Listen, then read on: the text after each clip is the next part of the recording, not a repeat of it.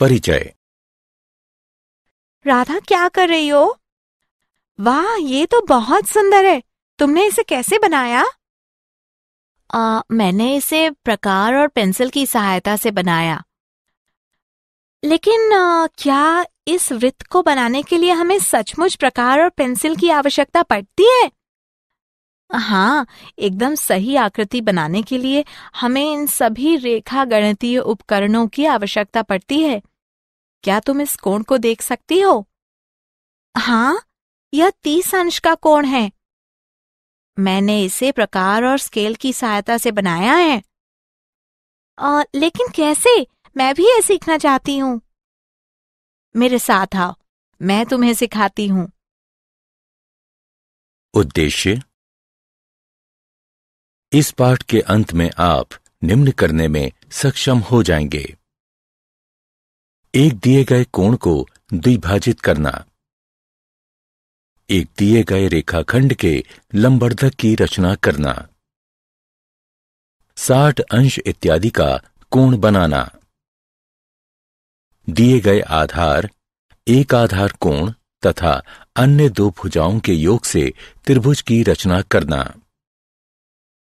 दिए गए परिमाप और दो आधार कोणों की सहायता से त्रिभुज की रचना करना, एक त्रिभुज की रचना करना जिसमें परिमाप और दो आधार कोण दिए हों।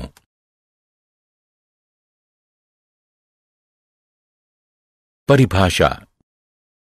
रेखा गणित में रचना से तात्पर्य आकृतियों, कोणों और रेखाओं को सही सही बनाने से है। इन्हें हम प्रकार, अंशांकित पटरी और पेंसिल की सहायता से बना सकते हैं। कुछ रचनाओं में जहां माप लेने की भी आवश्यकता होती है, हम अंशांकित पटरी और चांदा का भी प्रयोग कर सकते हैं।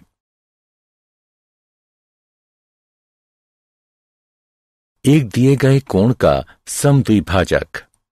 मित्रों, हम वृत्त एक दिए गए रेखाखंड का लंबार्धक और 30 अंश और 45 अंश के कोण बनाना जानते हैं। अब हम एक दिए गए कोण का समद्विभाजक बनाना सीखेंगे। माना कि कोई कोण ABC है। अब हमें इस कोण का समद्विभाजक बनाना है। सबसे पहले हम B को केंद्र मानकर किसी भी त्रिज्या का कोई चाप लगाएंगे जो BA और BC किरणों को क्रमशः E और D पर प्रतिच्छेदित करेगा। फिर D को केंद्र मानकर DE की आधी लंबाई से अधिक की त्रिज्या लेकर हम एक चाप लगाएंगे। ठीक इसी तरह E को केंद्र मानकर DE की आधी लंबाई से अधिक की त्रिज्या लेकर हम एक और चाप लगाएंगे जो पहले चाप को F पर प्रतिच्छेदित करेगा। अब हम किरण BF खींचेंगे। यही किरण BF कोण ABC की समद्विभाजक है।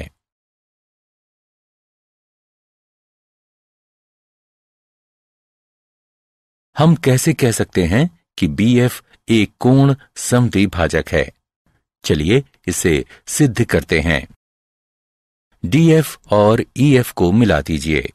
अब त्रिभुजों BEF और BDF में BE बराबर BD, क्योंकि ये एक ही चाप की त्रिज्या हैं। EF बराबर DF, क्योंकि ये भी बराबर त्रिज्या की चाप हैं। BF बराबर BF, जो कि दोनों में है।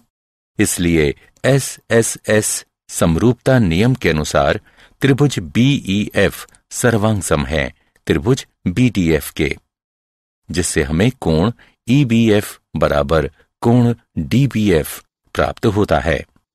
इसलिए BF एक कोण द्विभाजक है।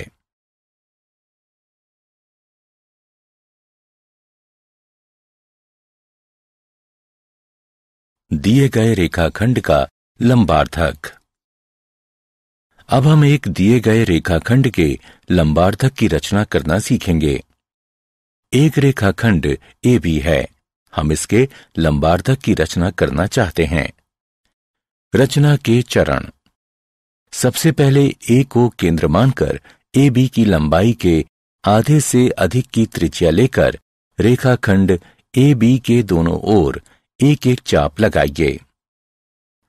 ठीक इसी तरह B को केंद्र मानकर उसी त्रिज्या के एक एक चाप रेखाखंड AB के दोनों ओर लगाइए, जो पहले वाले दोनों चाप को क्रमशः P और Q पर प्रतिच्छेदित करेगा।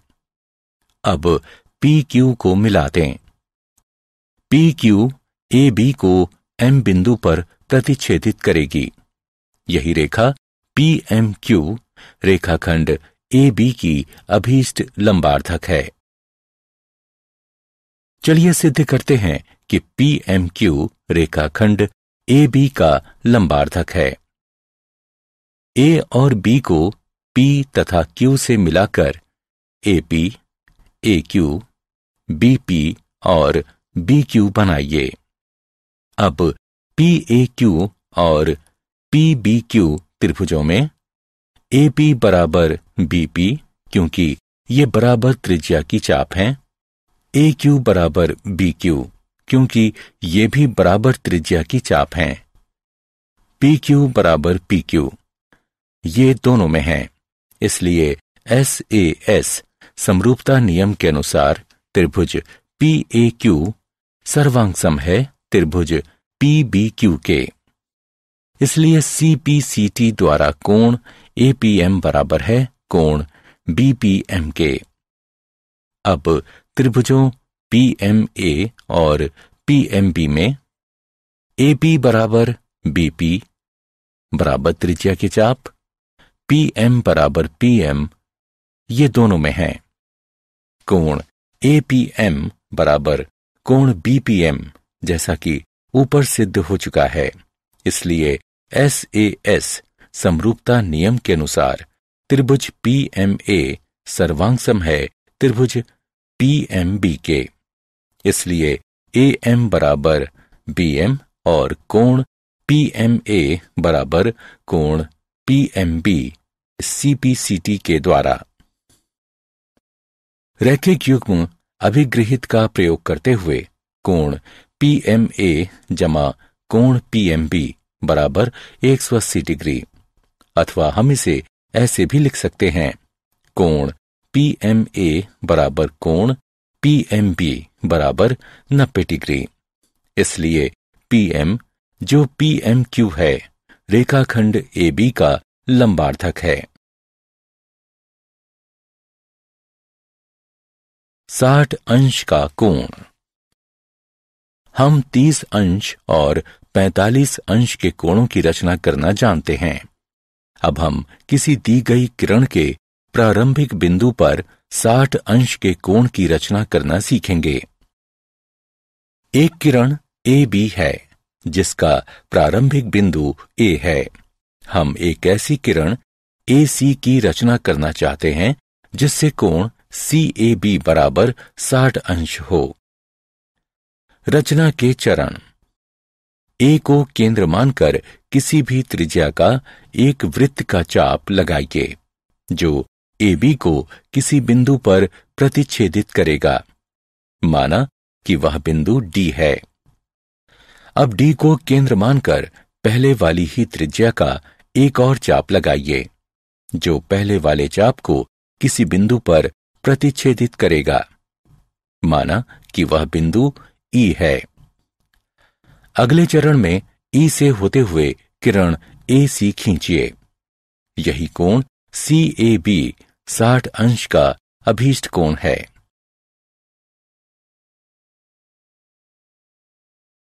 अब चलिए देखते हैं हम इस विधि से किस प्रकार 60 अंश का अभीष्ट कोण प्राप्त करते हैं। DE को मिला दीजिए। तब रचना के अनुसार AE बराबर AD बराबर DE है। इसलिए त्रिभुज EAD एक समबाहु त्रिभुज है। त्रिभुज EAD भी एक समबाहु त्रिभुज है क्योंकि कोण CAB 60 अंश का है।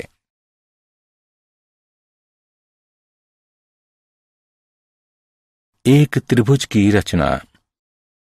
दिए गए आधार एक आधार कोण तथा अन्य दो भुजाओं के योग की सहायता से त्रिभुज की रचना करना। ABC कोई त्रिभुज है। BC जिसमें आधार B एक आधार कोण और AB जमा AC त्रिभुज ABC की अन्य दो भुजाओं का योग है। हमें त्रिभुज ABC की रचना करनी है। रचना के चरण। 1. आधार BC खींचें और बिंदु B पर दिए गए कोण के बराबर एक कोण XBC बनाएं। अगले चरण में किरण BX से AB जमा AC के बराबर एक रेखाखंड BD काटें। अब DC को मिला दें और कोण BDC के बराबर एक कोण DCY बनाएं। CY BX को प्रतिच्छेदित करेगी। यही त्रिभुज ABC हमारा अभीष्ट त्रिभुज है।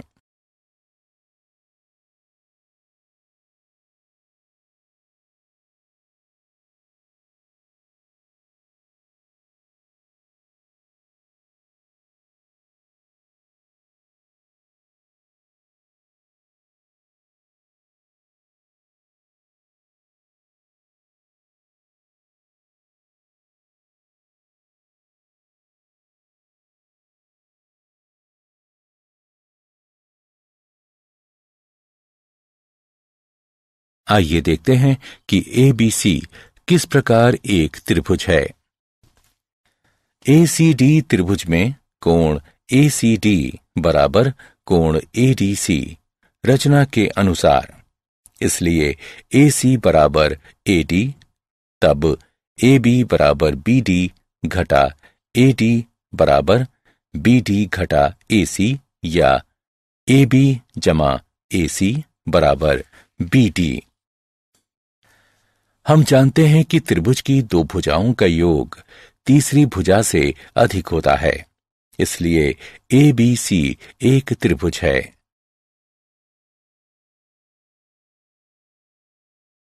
दिए गए आधार, एक आधार कोण तथा अन्य दो भुजाओं के अंतर की सहायता से त्रिभुज की रचना करना। आधार BC, आधार कोण B और दो भुजाओं का अंतर दिया गया है। यहां हमारे पास दो स्थितियां हैं। दो भुजाओं का अंतर या तो AB घटा AC होगा अथवा AC घटा AB होगा। हमें त्रिभुज ABC बनाना है। चलिए सबसे पहले पहली स्थिति का प्रयोग करते हुए त्रिभुज बनाते हैं। जब AB बड़ा है AC से और AB घटा AC दिया हुआ है। रचना के चरण। सबसे पहले आधार BC खींचें और बिंदु B पर दिए गए कोण के बराबर एक कोण XBC बनाएं। अब किरण BX से AB घटा AC के बराबर एक रेखाखंड BD काटें।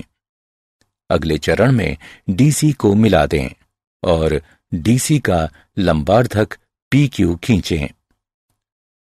इसे BX को एक बिंदु A पर प्रतिच्छेदित करने दें। AC को मिला दें। यही ABC हमारा अभीष्ट त्रिभुज है।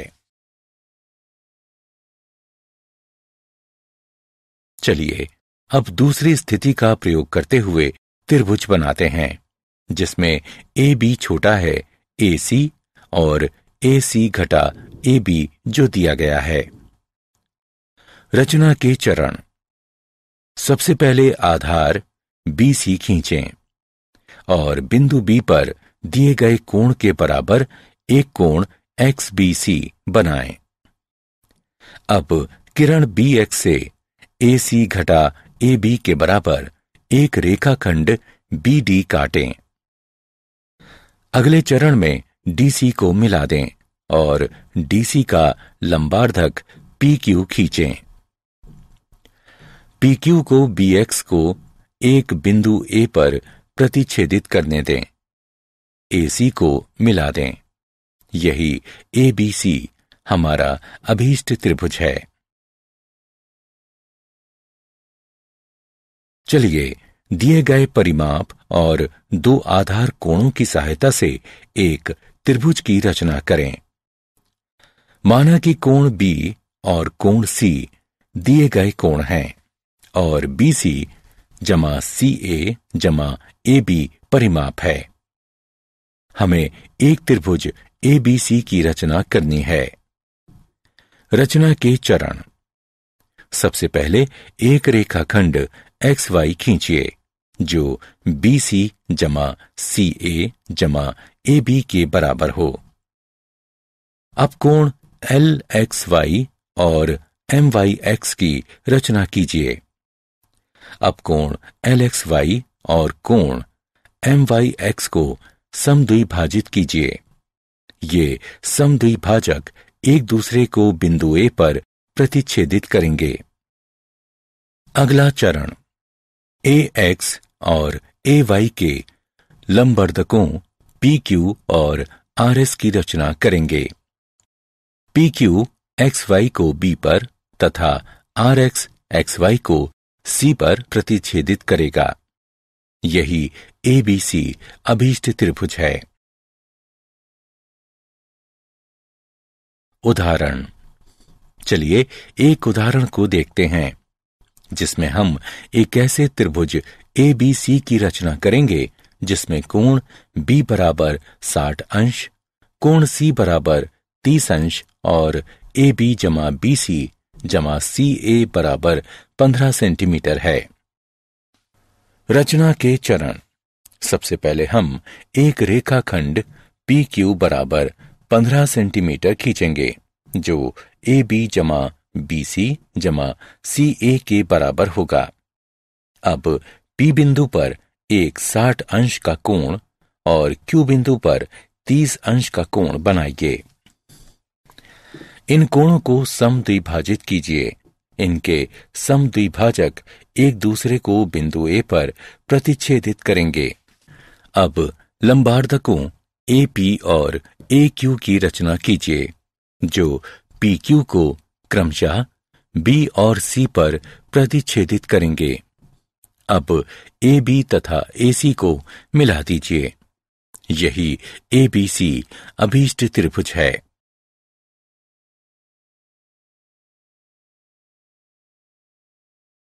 क्या आप जानते हैं जियोमेट्री शब्द ग्रीक शब्द जियो जिसका तात्पर्य है पृथ्वी तथा मैट्रिया जिसका तात्पर्य है मापना से बना है। अंक गणित के साथ साथ रेखा गणित भी पूर्व आधुनिक गणित के दो क्षेत्रों में से एक थी। प्राचीन मिस्रवासियों ने 3000 ईसा पूर्व पहले रेखा गणित का प्रयोग किया था। उनके बहुत सारे सूत्रों में से वृत्त का लगभग सही क्षेत्रफल निकालने का सूत्र भी था। अपने अद्भुत रेखा गणितीय कार्यों के कारण रेखा गणित का पिता प्रायः 300 ईसा पूर्व के मिस्र के यूक्लिड नाम के गणितज्ञ को कहा जाता है। उसके किए गए कार्यों में इतने प्रभावी तत्व थे जो 20वीं शताब्दी के आरंभ तक उन गणित की किताबों में रहे जिनका प्रयोग पढ़ाने के लिए किया जाता था। यदि AB जमा AC BC से कम या बराबर है तो किसी भी त्रिभुज की रचना संभव नहीं है।